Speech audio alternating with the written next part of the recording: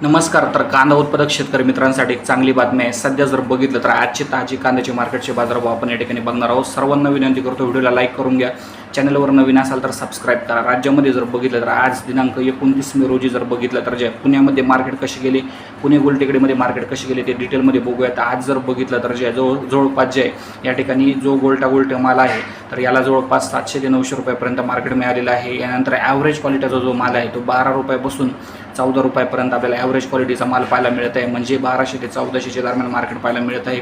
त्याचप्रमाणे जो सुपर क्वालिटीचा स्ट्रॉंग माल आहे, जो चांगला माल आहे, तो 1600 ते 1700 रुपयापर्यंत आपल्याला आज पाहायला मिळत आहे.